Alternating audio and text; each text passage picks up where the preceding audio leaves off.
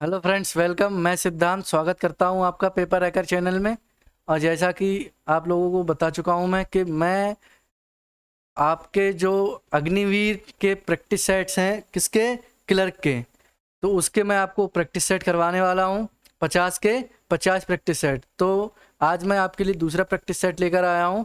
ठीक है, तो शुरू करते हैं हमारा प्रैक्टिस सेट। उससे पहले मैं एक बात और बता दूं आपको कि ये जो प्रैक्टिस सेट्स हैं ये आपको इस चैनल के अलावा दूसरा जो हमारा चैनल है इसी का, आर्मी बाई पेपर हैकर, उस पर भी मिलेंगे, जिसका लिंक आपको डिस्क्रिप्शन बॉक्स में मिल जाएगा, वहाँ जाके देख लें आप। ठीक है,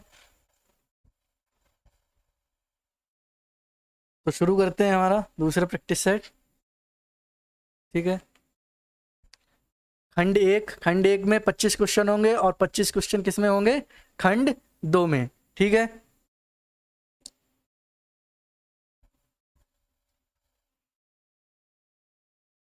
पहला क्वेश्चन है हमारा, भारत का संविधान कब लागू हुआ था? तो हमारा जो संविधान है वो कब लागू हुआ था? तो ऑप्शन दे रखा है हमें, 21 जनवरी 1950, 23 जनवरी 1950, 26 जनवरी 1950 और 30 जनवरी 1950। तो कौन सा वाला ऑप्शन हमारा सही है? सी वाला हमारा जो ऑप्शन है वो सही है। कब हुआ था? 26 जनवरी 1950। और इसी दिन आपका क्या मनाया जाता है? गणतंत्र दिवस मनाया जाता है। क्या मनाया जाता है? गणतंत्र दिवस मनाया जाता है। इस समय हमारे पहले जो राष्ट्रपति वो कौन बने थे? वो बने थे हमारे डॉक्टर राजेंद्र प्रसाद। कौन बने थे? डॉक्टर राजेंद्र प्रसाद। ठीक है, नेक्स्ट क्वेश्चन है हमारा, सिंधु सिंधु घाटी सभ्यता का पत्तन नगर कौन सा था? यानी कि सिंधु घाटी सभ्यता का जो पत्तन नगर था वो कौन सा था? ए ऑप्शन है हमारा हड़प्पा, बी ऑप्शन है हमारा रोपड़, सी ऑप्शन है हमारा लोथल और डी ऑप्शन है हमारा बनावली। क्या था? बनावली। तो इसका हमारा ऑप्शन हो जाएगा कौन सा? C option. कौन सा? C option, Lothal. कौन सा? लोथल। ठीक है, नेक्स्ट क्वेश्चन है, क्षेत्रफल की दृष्टि से विश्व का सबसे छोटा देश कौन सा है? यानी कि क्षेत्रफल की दृष्टि से, एरिया वाइज, विश्व का सबसे छोटा देश कौन सा है? ऑप्शन ए है हमारा पेरू, बी है हमारा वेटिकन सिटी, सी है हमारा मालदीव और डी है हमारा यूक्रेन। तो कौन सा वाला सही है? इसमें हो जाएगा हमारा ऑप्शन नंबर वी, यानी कि वेटिकन सिटी। और बात कर लें छोटे के साथ बड़े की भी, तो सबसे बड़ा देश कौन सा है? तो सबसे बड़ा देश है हमारा क्षेत्रफल की दृष्टि से रशिया। कौन सा? रशिया। ठीक है, दूसरा कौन सा है? दूसरा है हमारा कनाडा। कौन सा? कनाडा। और तीसरा जो हमारा है वो चाइना। ये ये जो टॉप 3 है ये क्या है? बड़े हैं। क्या है? बड़े देश हैं। और सबसे छोटा देश कौन सा हमारा? Vatican city. ठीक है, रेमन मैग्सेसे पुरस्कार जीतने वाले पहले भारतीय कौन थे? यानी कि रेमन मैग्सेसे जो एक पुरस्कार होता है उसको जीतने वाले पहले भारतीय कौन थे? ए ऑप्शन है हमारा टी एन शेषन, बी है विनोबा भावे, सी है इंदिरा गांधी, डी है एस राधा कृष्ण। कौन है? एस राधा कृष्ण। तो हमारा कौन सा वाला ऑप्शन सही होने वाला है? ऑप्शन नंबर हमारा सही होने वाला है बी। कौन है? विनोबा भावे। ठीक है,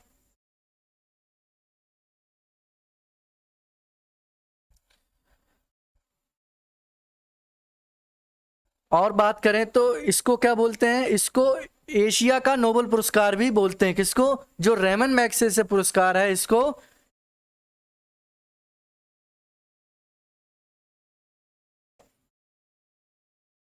नोबेल प्राइज ऑफ एशिया, क्या बोलते हैं इसको, एशिया का नोबेल प्राइज भी बोलते हैं। ये किसे दिया जाता है, ये किसी कार्य क्षेत्र में विशेष योगदान देने वाले व्यक्ति को दिया जाता है एशिया के अंदर, सिर्फ एशिया में, ठीक है।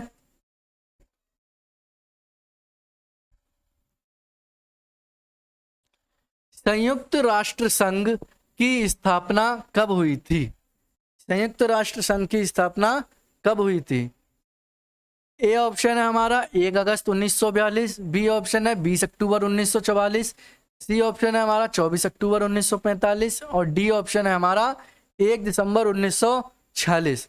तो कब हुई थी संयुक्त राष्ट्र संघ की स्थापना, ये हुई थी हमारी 24 अक्टूबर 1945 को।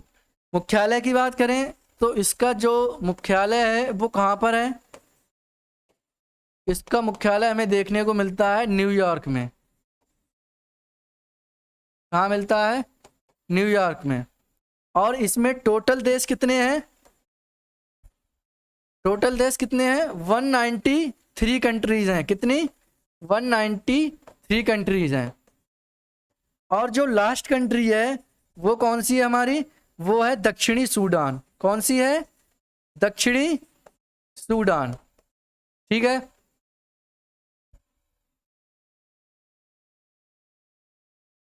नेक्स्ट है हमारा अवरक्त किरणें यानी कि इंफ्रारेड रेज क्या हैं।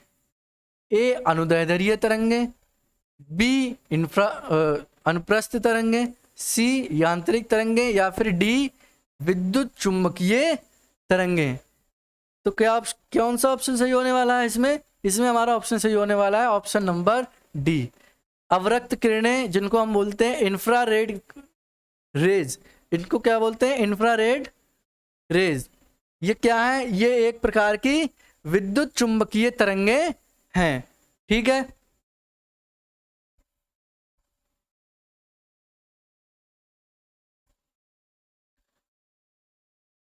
नेक्स्ट है हमारा डायनेमो परिवर्तित करता है, यानी कि जो डायनेमो होता है वो परिवर्तित करता है। ए ऑप्शन है यांत्रिक ऊर्जा को विद्युत ऊर्जा में, या फिर विद्युत ऊर्जा को यांत्रिक ऊर्जा में, या फिर विद्युत ऊर्जा को प्रकाशीय ऊर्जा में, या फिर इनमें से कोई नहीं। तो डायनेमो का कार्य क्या होता है, डायनेमो का कार्य होता है यांत्रिक ऊर्जा को विद्युत ऊर्जा में परिवर्तित करना। क्या कार्य होता है, डायनामिक ऊर्जा को यांत्रिक ऊर्जा को विद्युत ऊर्जा में परिवर्तित करना किसका काम होता है, डायनेमो का। किसका, डायनेमो का।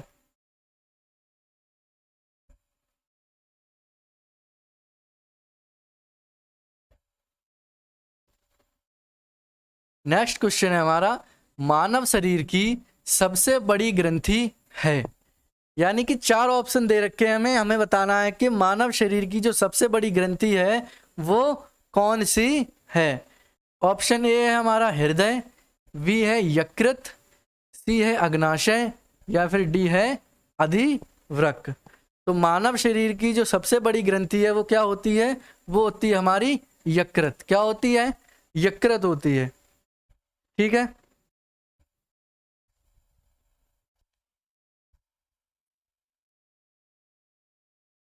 यकृत, यकृत क्या इसका काम क्या होता है, यह जो है किसका, पित्त रस जो होता है हमारा उसका क्या करती है, श्रावण करती है, यानी कि पित्त रस का श्रावण करती है, ठीक है। और वसा के पाचन में हमारी सहायता करती है, ठीक है। गोबर गैस में मुख्य रूप से पाई जाती है, यानी गोबर गैस में मुख्य रूप से कौन सी इनमें से गैस पाई जाती है। तो ए ऑप्शन है हमारा क्लोरीन, बी ऑप्शन है एथिलीन, सी ऑप्शन है मीथेन, या फिर डी ऑप्शन है हाइड्रोजन। तो गोबर गैस में मुख्य रूप से कौन सी गैस पाई जाती है, गोबर गैस में पाई जाती है मीथेन गैस। कौन सी गैस पाई जाती है, मीथेन गैस। अगर हम इसके परसेंटेज की बात करें तो ये 60 से 80% तक होती है। गोबर गैस में मीथेन कितनी होती है, 60 से 80% तक।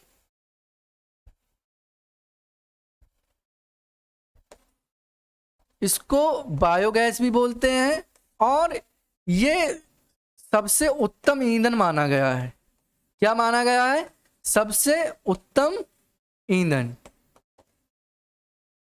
ठीक है,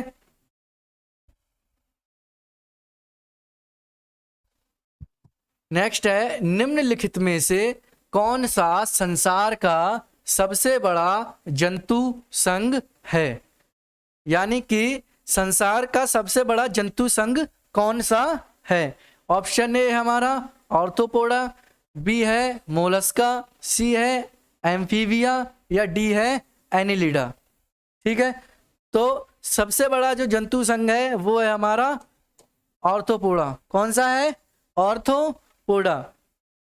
और जो ये मोलस्का है ये तीसरा सबसे बड़ा है और जो एनिलिडा है वो चौथा सबसे बड़ा जंतु संघ है। ठीक है, नेक्स्ट आ गया, कंप्यूटर में सेंट्रल प्रोसेसिंग यूनिट यानी कि सीपीयू के अंतर्गत आते हैं। यानी कि जो सेंट्रल प्रोसेसिंग यूनिट होता है उसके अंतर्गत क्या क्या चीजें आती हैं? क्या क्या चीजें आती हैं? तो ए हमारा ऑप्शन दे रखा है प्राइमरी मेमोरी, बी दे रखा है कंट्रोल यूनिट, सी दे रखा है अर्थमेटिक और लॉजिकल यूनिट, या फिर डी उपरोक्त सभी। तो इसके अंतर्गत ये सारी ही चीजें आती हैं। ऑप्शन नंबर कौन सा हमारा सही हो जाएगा? ऑप्शन नंबर हो जाएगा हमारा डी सही, 11 का डी। ये सारी जो मेमोरीज हैं और कंट्रोल यूनिट, अर्थमेटिक और लॉजिकल यूनिट और प्राइमरी मेमोरी, ये तीनों ही किसके अंतर्गत आती हैं? सेंट्रल प्रोसेसिंग यूनिट यानी कि सीपीयू। और सीपीयू को क्या कहते हैं? कंप्यूटर का मस्तिष्क किसे कहा जाता है? सीपीयू को ही कहा जाता है। पिछले वाले प्रैक्टिस सेट में ये आया था क्वेश्चन। ठीक है, चलिए, डैश एक इलेक्ट्रॉनिक डिवाइस है जो डाटा को इंफॉर्मेशन में कन्वर्ट करते हुए प्रोसेस करता है। यानी कि इन चारों में से एक कौन सा एक इलेक्ट्रॉनिक डिवाइस है जो डाटा को इंफॉर्मेशन में कन्वर्ट कर देता है प्रोसेस करते हुए? यानी कि डाटा जो हमारे पास है उसको इंफॉर्मेशन के रूप में हम उसे कितने भी समय तक रख सकते हैं। किसमें? ए प्रोसेसर, तो प्रोसेस करेगा तो प्रोसेसर तो कैसे भी नहीं होगा। केस क्या होता है? स्टाइल्स, तो स्टाइल्स तो बदलने वाली होती हैं। तो क्या हो जाएगा हमारा? कंप्यूटर हमारा सही ऑप्शन होने वाला है। कंप्यूटर एक इलेक्ट्रॉनिक डिवाइस है जो डाटा को इंफॉर्मेशन में कन्वर्ट करते हुए प्रोसेस करता है। ठीक है,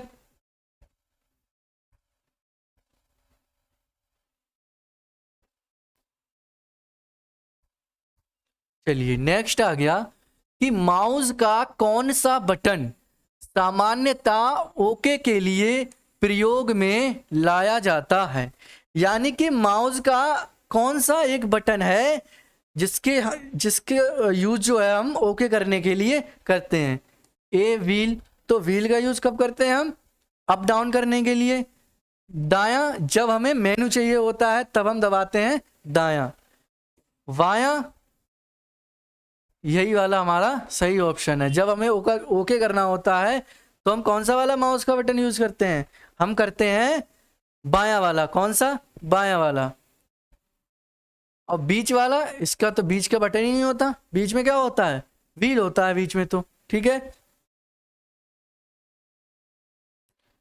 नेक्स्ट है हमारा सॉफ्टवेयर का प्राथमिक उद्देश्य डाटा को किसमें बदलना है? ठीक है, वही आया अभी कंप्यूटर वाला। ठीक है,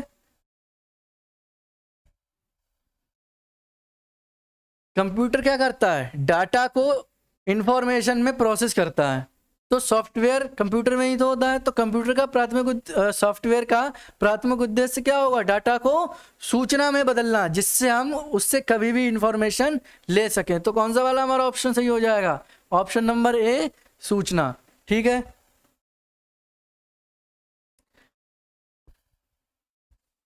नेक्स्ट है, एक प्रोग्राम है जिससे कंप्यूटर का उपयोग करना आसान हो जाता है। यानी कि ये एक प्रोग्राम है, इन चारों में से एक कौन सा एक प्रोग्राम है जिससे कंप्यूटर का उपयोग करना जो कैसा हो जाता है, आसान हो जाता है। ऑप्शन नंबर ए है हमारा नेटवर्क, बी है एप्लीकेशन, सी है यूटिलिटी, या फिर डी है ऑपरेटिंग सिस्टम। तो कौन सा वाला ऑप्शन सही हो जाएगा हमारा, option number D is the correct answer.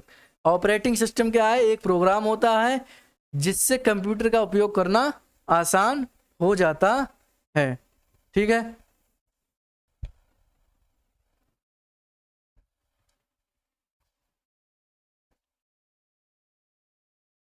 Next जो हमारा सेक्शन है वो मैथ का शुरू हो गया। ठीक है, अब आगे के जो 10 क्वेश्चन आपको मिलने वाले हैं वो कहाँ से मिलेंगे, मैथ से मिलेंगे। कह रहे हैं कि 6 अंकों वाली सबसे बड़ी पूर्ण वर्ग संख्या है। यानी कि 6 अंकों की ऐसी कौन सी संख्या है जो पूर्ण वर्ग होगी। तो सबसे पहले हमें पता होना चाहिए कि 6 अंकों की सबसे बड़ी संख्या क्या होगी। तो 6 अंकों की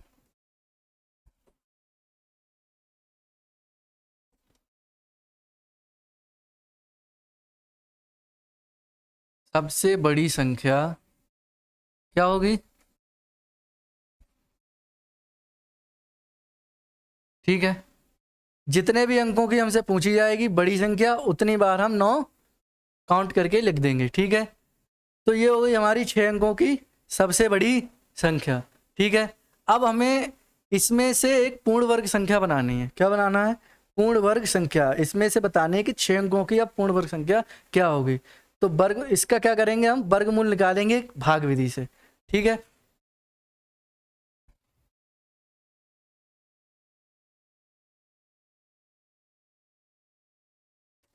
भाग विधि बता चुका हूं पहले भी। सबसे पहले जोड़े बनाएंगे 2-2 के पीछे से। ठीक है, तो एक जोड़ा ये बन गया हमारा, एक जोड़ा ये बन गया, और एक जोड़ा ये बन गया। अब हम देखेंगे कि जो हमारा पहला जोड़ा है उसके पास का स्क्वायर कौन सा है, उसके पास कौन सा स्क्वायर आएगा कम, उससे पहले, उससे ज्यादा नहीं, बाद में नहीं, उससे पहले। तो देखने पे मालूम पड़ता है कि 9 का स्क्वायर कितना होता है, 81 होता है, और 10 का करेंगे तो 100 हो जाएगा। तो 100 तो 99 से ज्यादा है, तो क्या करेंगे, 9 का स्क्वायर लिखेंगे। तो 1 9 यहाँ पर लिखेंगे और 1 9 यहाँ पर लिखेंगे। 9 का स्क्वायर कितना होता है, 81 होता है। कितना होता है, 81। अब नीचे बढ़ने के लिए जिस संख्या का हम स्क्वायर करते हैं उसी संख्या को जोड़ देते हैं। क्या करते हैं, जोड़ देते हैं। तो ये हो गया हमारा 18। कितना हो गया, 18। अब 9 में से 1 गया बचा 8, और 9 में से 8 गया बचा 1।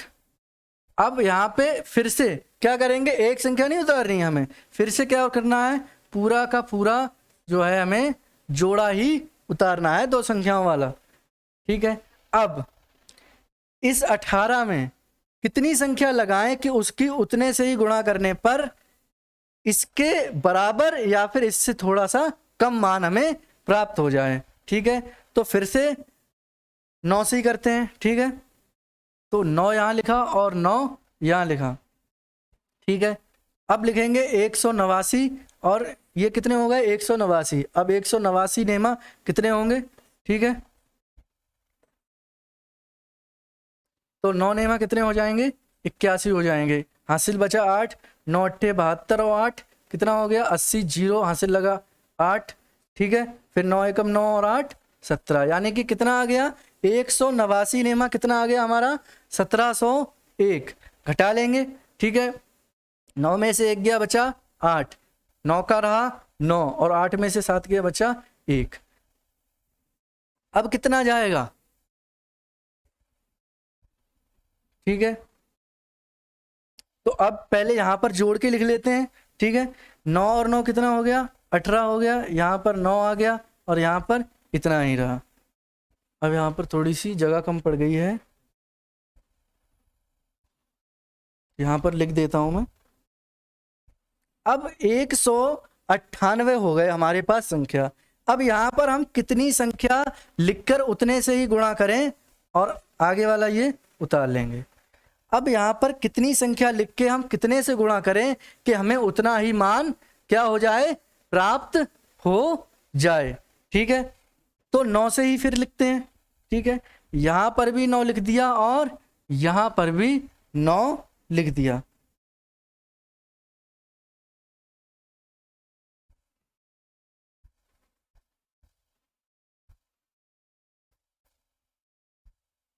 यहाँ पर भी 9 लिख दिया।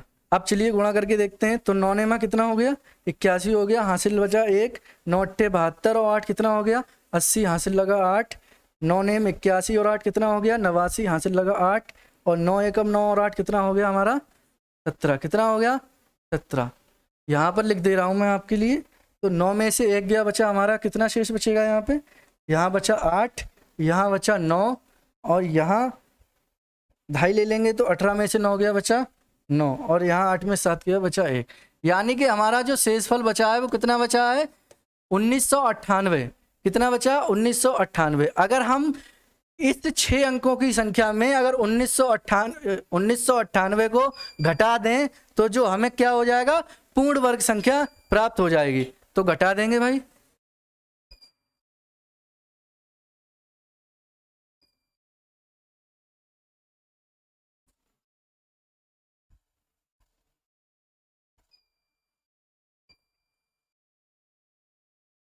चलिए 9 में से 8 गया, बचा 1, यहाँ पर बच गया 0, यहाँ पर भी बचा 0, यहाँ पर बचा 8 और यहाँ पर 9 और यहाँ पर 9। तो ये कितनी आ गई हमारी संख्या। तो कौन सा वाला हमारा ऑप्शन सही हो जाएगा, ऑप्शन नंबर ए। कौन सा वाला ऑप्शन हमारा सही हो जाएगा, ऑप्शन नंबर ए।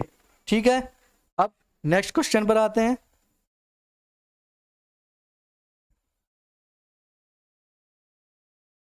बोल रहे हैं कि 2 संख्याओं का मासा 6 दे रखा है। यानी कि पहले जो दिया हुआ है हम उसको लिख लेंगे, मासा दे रखा है 6 और बोल रहे हैं कि लासा कितना है 108। यदि एक संख्या कितनी है 12 हो तो दूसरी संख्या क्या करनी है, हमें बतानी है।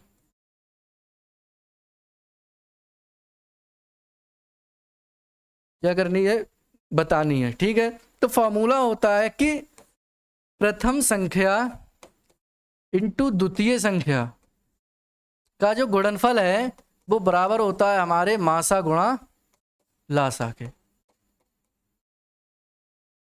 ठीक है, प्रथम संख्या कितनी है हमारी, यानी कि पहली संख्या कितनी है 12, दूसरी संख्या को x मान लें, मासा कितना है 6 और ये लासा कितना है 108। तो x की वैल्यू निकल आएगी 6 गुणा 108 बटे 12, 12 नेमा 108, यानी कि x बराबर कितना आ जाएगा 54। कितना आ गया, x बराबर आ गया हमारा 54। ठीक है, तो कौन सा वाला हमारा ऑप्शन सही हो जाएगा, ऑप्शन नंबर बी। ठीक है, चलिए नेक्स्ट क्वेश्चन। क्वेश्चन है कि कितने समय में 8750 का साधारण ब्याज 8% की वार्षिक दर से मूलधन का 6/25वां हो जाएगा। ठीक है, तो सबसे पहले जो हमें दे रखा है हम वो लिखेंगे। हमें क्या दे रखा है, मूलधन कितना 8750, ब्याज की जो दर है वो दे रखी कितनी 8%, और साधारण ब्याज कितना दे रखा है ये भी तो दे रखा है। जो साधारण ब्याज है वो भी तो दे रखा है हमें। जो साधारण ब्याज हमें दे रखा है वो क्या है, वो है हमारा मूलधन का कितना 6/25। कितना 6/25। फॉर्मूला क्या होता है, ब्याज बराबर मूलधन गुणा दर गुणा समय बटे 100। ठीक है, ब्याज कितना दे रखा है हमें 8750 का 6/25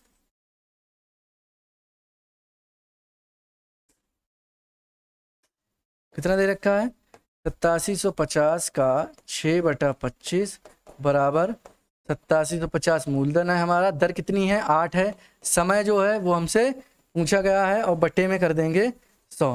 चलिए थोड़ी काट पीट कर लेते हैं। 8750 से 8750 कट जाएंगे और 25 से कम 25, 2500 का 100 और 4 दूनी 8 और 2 तियां 6, यानी कि जो समय हमारे पास आ गया वो कितना आ गया 3 वर्ष निकल कर। कितना आ गया 3 वर्ष। तो कौन सा वाला हमारा ऑप्शन हो जाएगा सही, ऑप्शन नंबर ए 3 वर्ष। ठीक है, कोई प्रॉब्लम नहीं होनी चाहिए।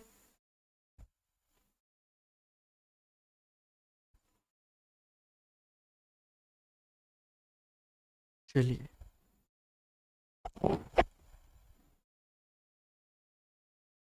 ये बोल रहे हैं कि ई तथा एफ मिलकर एक कार्य को 10 दिनों में कर सकते हैं, यानी कि ई तथा एफ मिलकर एक कार्य को कितने दिन में करते हैं 10 दिन में करते हैं। यदि ई अकेला उसी कार्य को 30 दिनों में कर सकता है तो बताइए एफ अकेला उस कार्य को कितने दिनों में कर पाएगा। ठीक है, तो ये तो दोनों मिलकर कर रहे हैं। अगर हम ई और एफ का एक दिन का कार्य निकालें तो कितना हो जाएगा, ठीक है 1/10 दिन हो जाएगा। और ई अकेला कितने दिन में करता है भैया, ई अकेला करता है 30 दिन में। ठीक है, अब हम क्या निकालेंगे, अब निकालेंगे हम एफ का एक दिन का कार्य, यानी कि एफ भी तो कुछ करेगा। एफ भी तो जब ई अकेला कर पाता है तो एफ भी तो एक दिन का कार्य करेगा कुछ। ठीक है, तो ये क्या हो जाएगा, ये निकालेंगे हम जो इन दोनों का एक दिन का कार्य है और ई अकेला जो करता है एक दिन में। ई कितना करेगा एक दिन में 1/30 ही तो करेगा। ये इसको क्या करेंगे घटा देंगे। ठीक है,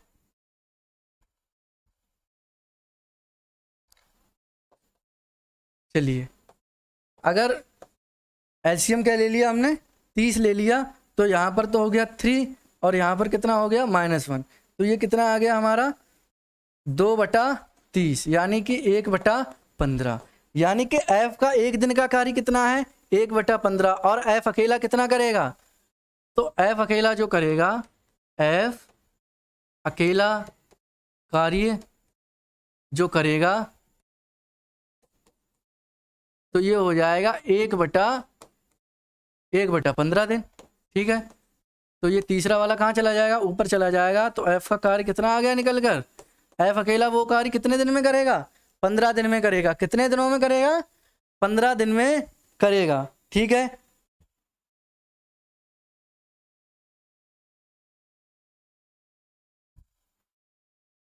एक मोटर 9 सेकंड में 100 किलोमीटर चलती है, यानी कि समय दे रखा है हमें कितना 9 सेकंड और चलती कितनी है 100 मीटर, यानी कि दूरी दे रखी है कितनी 100 मीटर।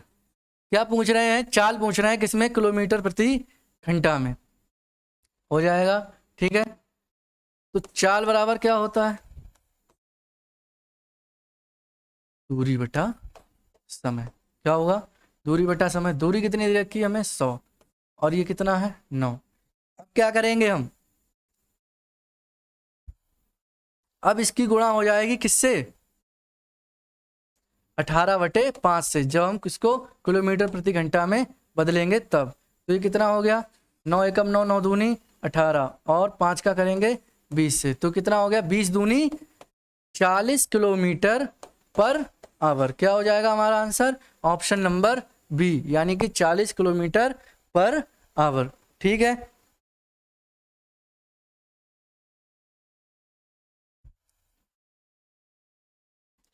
नेक्स्ट क्वेश्चन है, यदि x -1/x का जो मान दे रखा है वो 5 दे रखा है और हमसे मान पूछ रहे हैं किसका x² + 1/x² का। ठीक है, तो क्या हो जाएगा तो हम इनके दोनों तरफ क्या कर देंगे, वर्ग कर देंगे। क्या कर देंगे, वर्ग कर देंगे दोनों तरफ वर्ग करने पर। तो एक फॉर्मूला होता है a माइनस बी का whole square equal to A square plus B square minus का 2ab। यही इसमें हम लगा देंगे, X square plus 1/x square minus का 2a और b इजल टू कितना हो गया, 25 हो गया। कितना हो गया, 25 हो गया। x का कट गया वैल्यू, ठीक है। X square plus 1/x square का मान क्या हो जाएगा, 25, और ये माइनस का 2 उधर जाकर का हो जाएगा, प्लस का हो जाएगा। तो कितना आ गया, 27। कितना आ गया, 27। X square plus 1/x square का मान कितना आ गया, 27 आ गया, ठीक है।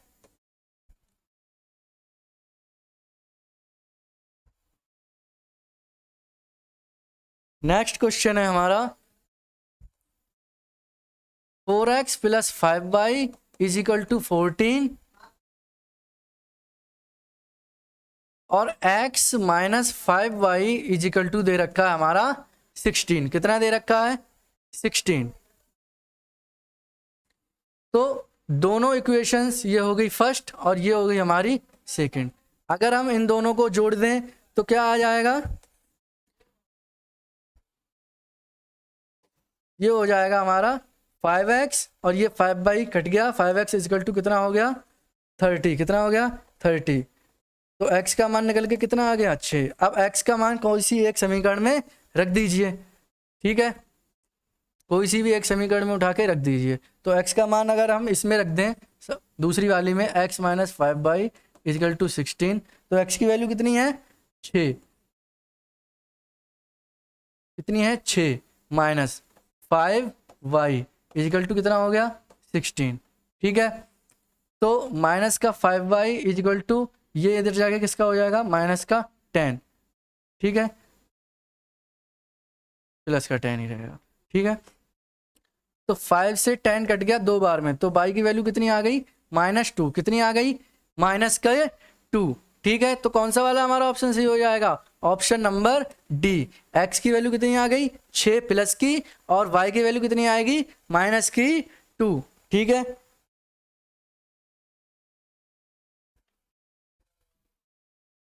अब हमारा जो नेक्स्ट क्वेश्चन है वो है, ये संख्याएं हमें दे रखी हैं, कह रहे हैं इन संख्याओं की माध्यिका ज्ञात कीजिए। तो इसका एक तरीका होता है कि या तो आप इसे असेंडिंग ऑर्डर में लिख लें या फिर इसको डिसेंडिंग ऑर्डर में, या तो आरोही क्रम में लिख लें या फिर अवरोही क्रम में लिख लें, ठीक है। तो हम इसको किस में लिख लें, असेंडिंग ऑर्डर में लिख लेते हैं, ठीक है। तो सबसे छोटी कौन सी है हमारी, 31। फिर कौन सी हमारी, 53 है। फिर कौन सी है, 55 है। फिर 56 है। फिर 59 है। फिर 61 है। फिर क्या है, 69 है। अब ये पूछ रहे हैं माध्यिका। माध्यिका मतलब बीच की। टोटल कितनी संख्याएं हैं, 1 2 3 4 5 6 7, यानी कि टोटल संख्या कितनी है, 7। 7 के यानी बीचों बीच की संख्या 3 इधर होनी चाहिए और 3 उधर होनी चाहिए। तो कौन सा वाली 3 किसके, ये वाली हमारी माध्यिका क्या होगी, ये वाली संख्या होने वाली है हमारी माध्यिका 56 नंबर। 3 संख्याएं इसके इस तरफ हैं और 3 संख्याएं हमारी इस तरफ हैं, ठीक है।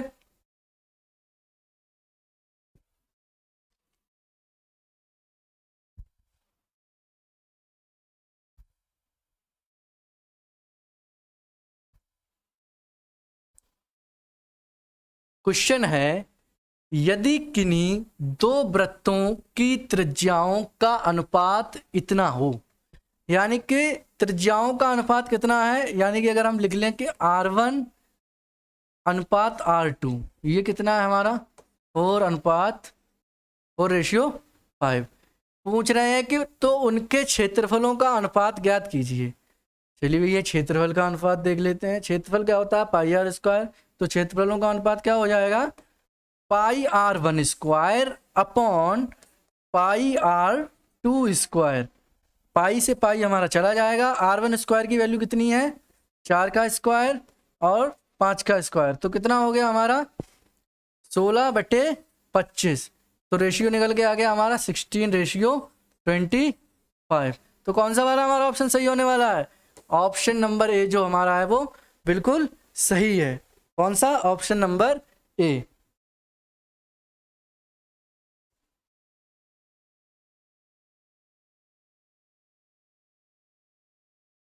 ये आपका फॉर्मूला है कि यदि एक बेलन की त्रिज्या पाई तथा ऊंचाई h हो तो बेलन का संपूर्ण पृष्ठीय क्षेत्रफल क्या होगा? तो बेलन का संपूर्ण पृष्ठीय क्षेत्रफल क्या होगा? तो ये हो जाएगा हमारा ऑप्शन नंबर सी। बेलन का जो हमारा संपूर्ण पृष्ठीय क्षेत्रफल होगा वो होगा 2πr into H plus are. ठीक है,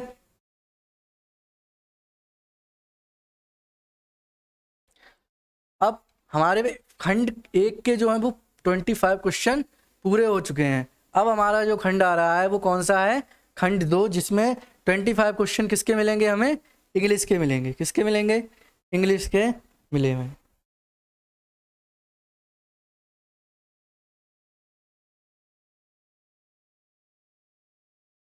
चलिए पहले पढ़ते हैं क्वेश्चन नंबर 26 से 28, यानी कि 26 से लेकर 28। Each sentence is divided into 4 parts. One part of the sentence contains an error, indicate the part which has an error. यानी कि ये पूरा सेंटेंस दिया हुआ है और ये इसके 4 पार्ट्स में तोड़ के दिया हुआ है। इसमें से जो है वो हमारा एक एरर है, कौन से पार्ट में है वो हमें बताना है। तो सेंटेंस है many a man have come to India from Bangladesh to live here permanently. अब एरर देखेंगे तो मैनी, अगर मैनी है तो यहां पर प्लूरल फॉर्म होनी चाहिए, प्लूरल वर्ब। ठीक है, बिल्कुल है भैया, मैनी है तो प्लूरल वर्ब है। लेकिन मैनी के साथ क्या लगा हुआ है? ए लगा हुआ है।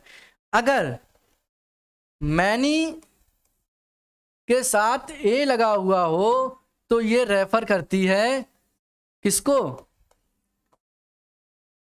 सिंगुलर वर्ब को। किसको रेफर करती है?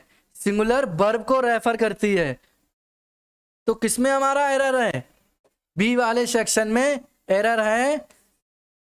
हैव की जगह पर क्या आ जाएगा हमारा? हैज आ जाएगा। क्या आ जाएगा? हैज आ जाएगा।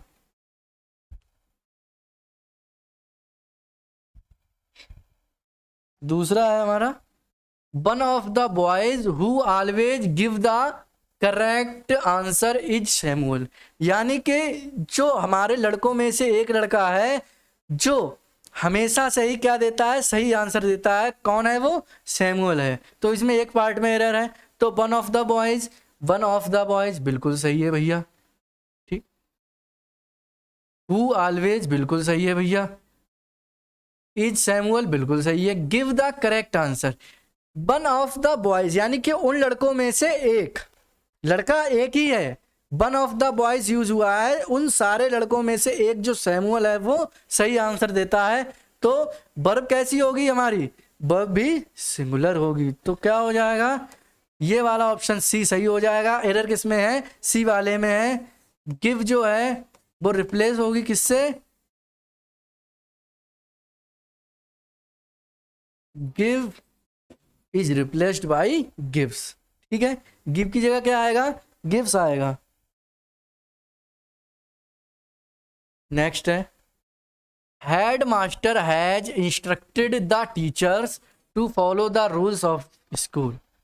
ये तो बहुत ही इजी सा है, आप समझ गए होंगे देखते ही इसको। इसमें कौन सा वाला? ए में है, बी में है, या फिर सी में है, या फिर डी में है? तो इसमें कौन सा वाला होगा? Option number A, head master. जब किसी विशेष पद या किसी विशेष व्यक्ति को अनुग्रहित किया जाए तो उसके पहले क्या लगता है? द लगता है। The principal, the head master. ठीक है, तो कौन सा वाला हमारा ऑप्शन सही हो जाएगा? Option number A, head master. Next आ जाते हैं।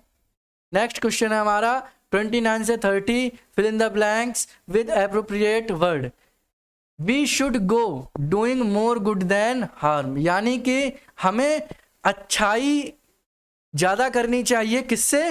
हार्म से। किसी को नुकसान पहुंचाने से ज्यादा हमें अच्छाई की तरफ बढ़ना चाहिए। ठीक है, तो कौन सा वाला इसमें आएगा, ऑन, अबव या अबाउट या फिर टू। तो ऑप्शन नंबर हमारा सही हो जाएगा, option number C, about is the right answer.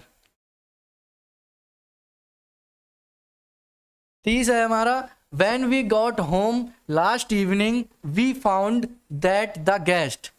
जब हम लास्ट इवनिंग में घर पहुंचे तब हमने पाया कि जो गेस्ट हैं वो क्या थे, आ चुके थे भैया। तो चुके थे क्या होगा, हैड आएगा, had arrived.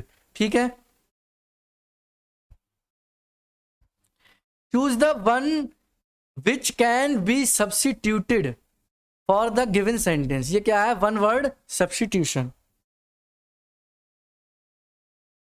Group of people living together in same locality, यानी कि लोगों का एक ऐसा समूह जो साथ में रहते हैं एक ही एरिया में, तो उनको क्या बोलते हैं भैया, उनको पड़ोसी बोलते हैं। क्या बोलते हैं, पड़ोसी। नेबरहुड, क्राउड तो भीड़ हो गई खुद ही, पब्लिक यदि पब्लिक हो गई, कम्युनिटी ये तो एक कम्युनिटी तो एक जाति को बोल सकते हैं ना। ठीक है, नेक्स्ट क्वेश्चन है, the height of an object above sea level, यानी कि किसी ऑब्जेक्ट की जो ऊंचाई है वो सी लेवल से ज्यादा है तो उसको क्या बोलेंगे, उसको बोलेंगे हम एल्टीट्यूड। क्या बोलेंगे, एल्टीट्यूड। ठीक है,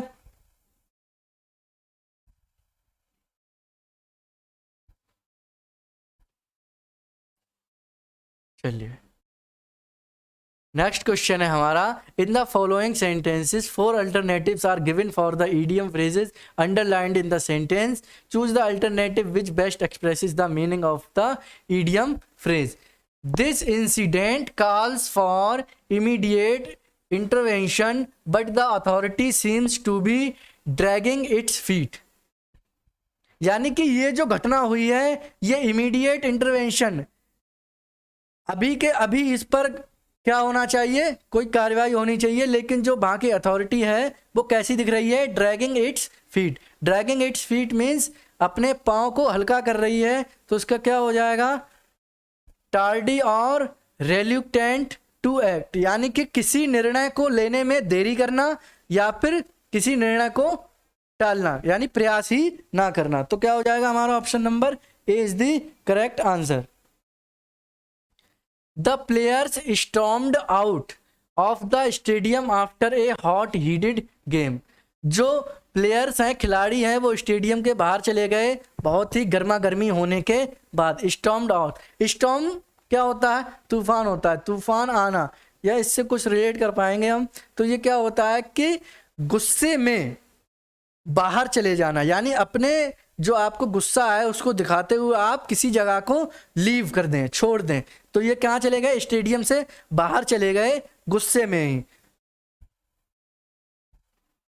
तो क्या हो जाएगा option number D, bent out showing their anger, अपना गुस्सा दिखाते हुए बाहर की तरफ चले जाना। ठीक है,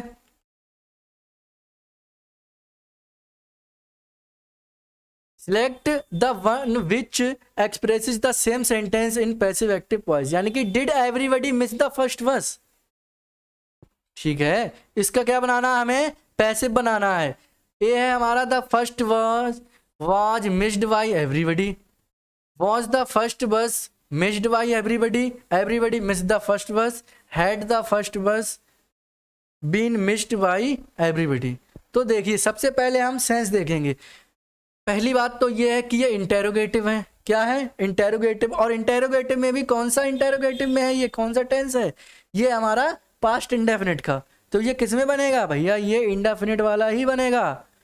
तो क्या हो जाएगा, वो पहले आएगी, तो वो आ गई पहले, वॉज द फर्स्ट बस मिस्ड बाई एवरीबडी। तो कौन सा वाला ऑप्शन हमारा हो जाएगा, बी सही हो जाएगा। ठीक है, we will not allow them to run away, यानी कि हम उन्हें अलाउ नहीं करेंगे वहां से भाग जाने के लिए।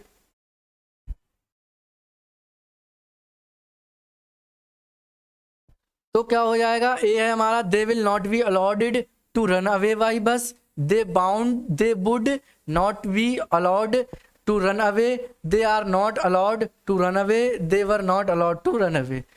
वी विल यानी कि भैया फ्यूचर का है, निगेटिव है, तो क्या बनेगा, फ्यूचर में ही बनेगा। तो इनमें से कोई सा भी फ्यूचर है, लेकिन ये प्रेजेंट का है, ये वाला है, लेकिन ये पास्ट में पहुंच गया, तो ना तो ये होगा, ना तो ये होगा, और ना ही ये होगा। कौन सा हो जाएगा? Option number A, they will not be allowed to run away by us. ठीक है, क्वेश्चन नंबर 37 जो आने वाला है वो है select the one which best expresses the same sentence in direct indirect speech. यानी कि इसका क्या बनाना है, डायरेक्ट में दे रखा है तो हमें इनडायरेक्ट बनाना है, और इनडायरेक्ट में दे रखा है तो डायरेक्ट में बनाना। John said I shall be 21 tomorrow. जॉन ने कहा कि मैं जो है वो कल कितने का हो जाऊंगा, 21 का हो जाऊंगा। इसका इनडायरेक्ट देखते हैं भैया। John said that he would be 21 tomorrow. John said that he would be 21 the following day. John said that he should be 21 the following day. John said that I shall be 21 tomorrow.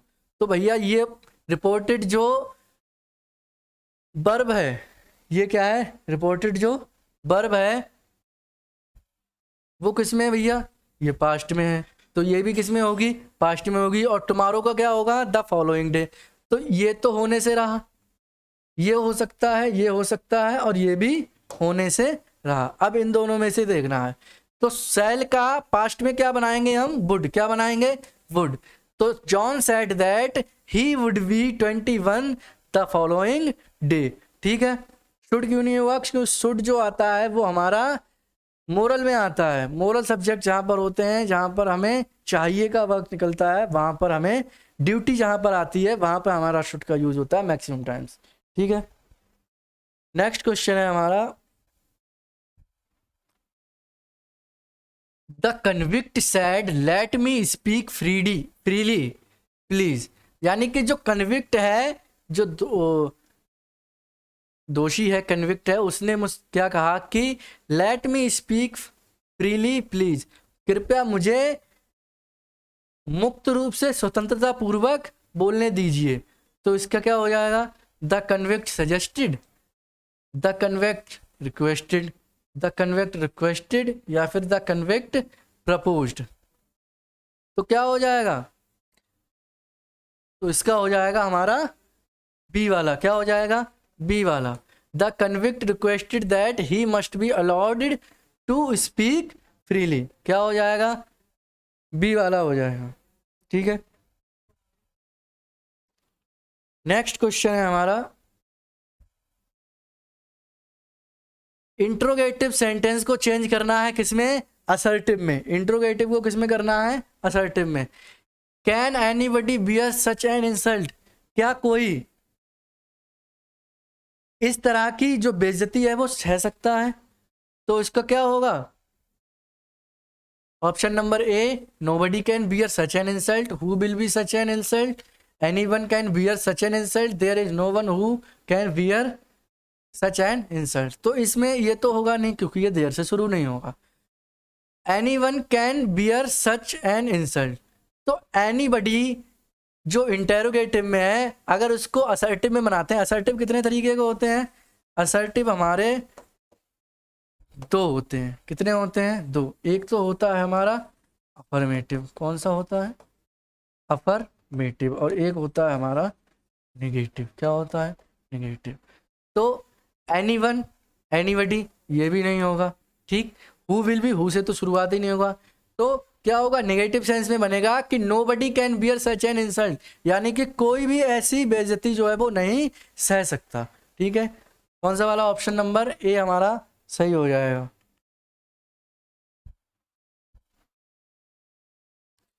Transform the following complex sentence into simple. यानी कि ये complex दे रखा है sentence हमें, और इसको किस में बनाना है, हमें सिंपल में। After he had learned his lesson he went out to play.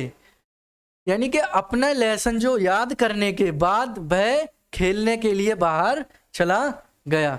तो क्या बनेगा इसका, having learned his lessons he went out to play. कौन सा वाला हो जाएगा हमारा, बी वाला ऑप्शन सही हो जाएगा। चलिए, अब जो है हमारे पैसेज आ गए। क्या आ गए, पैसेज आ गए। 41 से 45 जो क्वेश्चंस हैं वो फॉलोइंग पैसेज से होंगे और आंसर द क्वेश्चंस। ठीक है, तो सबसे पहले हम क्वेश्चंस देख लें। पहला क्वेश्चन है हमारा, a human attitude on the part of the supervisor towards his staff is necessary to. A human attitude on the part of the supervisor towards his staff is necessary to get them to work, keep them happy, have a congenial atmosphere at workplace, get the best out of them। यानी कि जो supervisor होता है, जो किसी भी company, जो worker जिसके अंडर में काम करते हैं, उसका अपने स्टाफ के प्रति कैसा स्वभाव होना चाहिए? ऐसा स्वभाव होना चाहिए, गेट देम टू वर्क, उनसे काम निकलवाने का, कीप देम हैप्पी, उनको खुश करने का, या have a congenial atmosphere at work place, एक काम करने वाला वातावरण बनाए उस वर्क प्लेस पर, या फिर get the best out of them, उनमें से उनका सर्वश्रेष्ठ निकाले। तो कौन सा वाला? हमारा ऑप्शन नंबर डी सही हो जाएगा कि एक सुपरवाइजर जो होता है उसका काम होता है मोटिवेट करके किसी भी जो वर्कर्स हैं अपने, उनसे बेस्ट निकलवाना, अपना सर्वश्रेष्ठ कार्य करवाना। नेक्स्ट क्वेश्चन है, responsibility and accountability make a worker, यानी कि जो जिम्मेदारी होती है और अकाउंटेबिलिटी होती है, मेक अ वर्कर, वर्कर को कैसा बनाती है?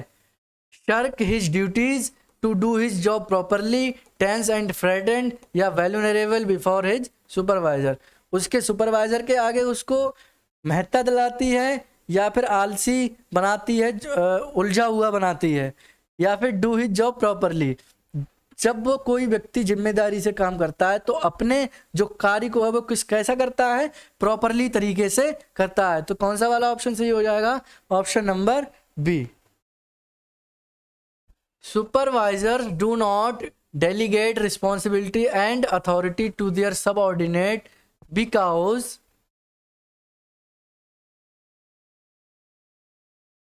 subordinates are not capable enough, they can't trust their subordinates, they are apprehensive of losing their hold on the place of work, final responsibility is theirs is।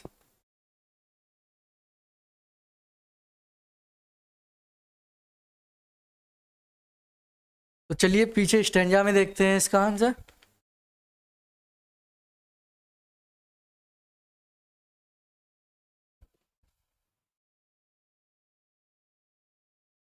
The supervisor would have to change his attitude towards people first. The staff under him must be perceived as human beings with feelings and needs. They are not automations within a complex work machinery. One of the greatest needs of today's worker is have to a feeling that he is in control of his workplace and not vice versa।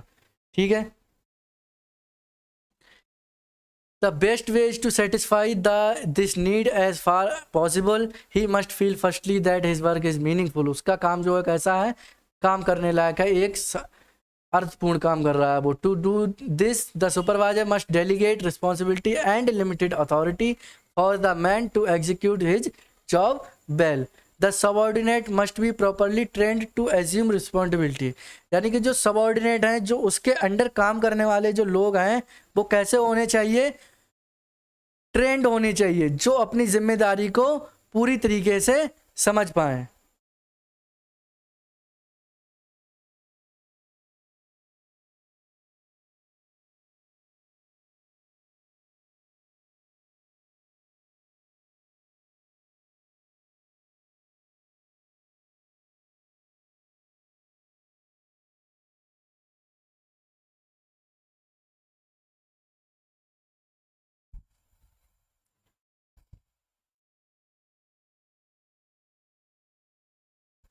Delegating accountability gives the worker a purpose in life and the need to do a job well. Most important is to sit with each worker and chalk out common objectives and agreed norms to achieve them. This gives worker a security to what is expected of them।